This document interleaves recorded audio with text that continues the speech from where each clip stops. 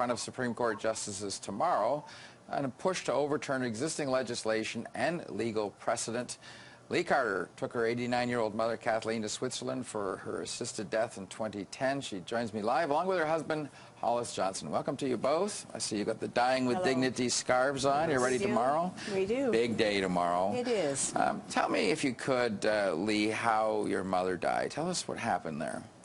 What happened in the lead up, or actually in Switzerland? Well, both. What caused her to want to die with dignity? What was she suffering? She had spinal stenosis, which would never kill her, but it rendered her, she was unable to do anything. She couldn't use her hands, she couldn't walk, she couldn't toilet, she couldn't do anything. And when it got to that point, she came to me one day and said, I'm done, and I'd like to go to Switzerland where I could die with dignity, because I can't do that in my own country. And she said, would you help me? And I said, yes, I would. I didn't... I know it's hard to talk about, but how do they do it? How did the doctor assist her in her wish? Oh, they use a drug, sodium pentobarbital, and it's a drug that she drank, and they gave, and within a very short period of time, she fell asleep in our arms. 15 minutes. I guess, Hollis, like, if they knew what you were doing going over, they could probably have stopped you from leaving. Yes.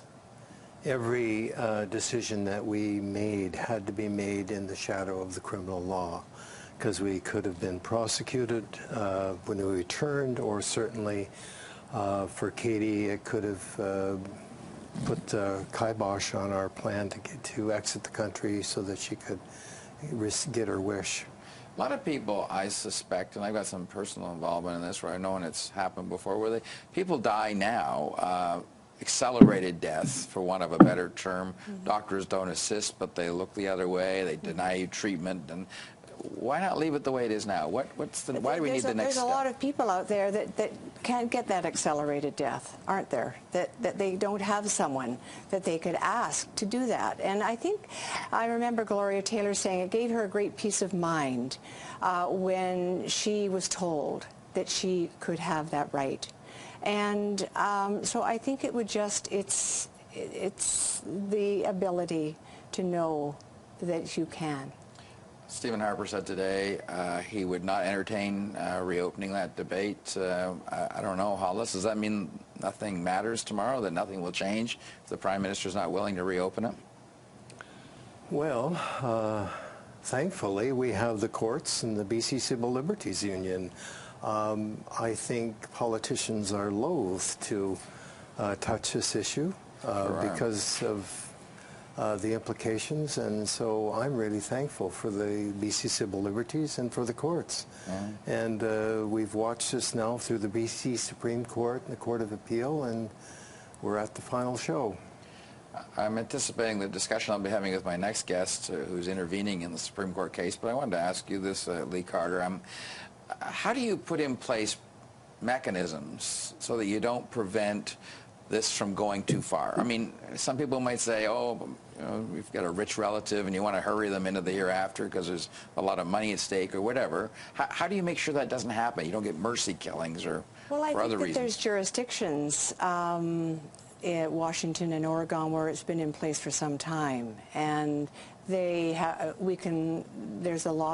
a lot of restrictions. And when I took my mom to Switzerland, the amount of paperwork and efforts that we needed to prove that she was of sound mind, that she was as sick as she was, suffering as she was, there were just a lot of hoops to jump, as there should be.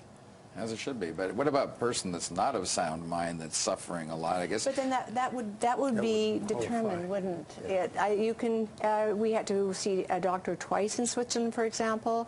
So I think that a lot of these things can be found out in the interview process with someone. I'm sure you've looked at the Sue Rodriguez case. That's 20 years old. Yeah. Supreme Court already ruled. What's changed in the meantime? Well, we think that the court of public opinion, people have changed, and that this last poll, too, that came out last week, 85% of Canadians are in support of a physician-assisted death. That's changed a lot since Sue Rodriguez's case. And there's going to be a lot more elderly people that might want to look at this, I suppose, because the baby boomers are getting there. Yes. So anyway, all right, big day tomorrow. I'll let you go because I know you've got a lot of prep to do, but we'll be looking forward to seeing what happens tomorrow. Thank you. Thank you very much. All right.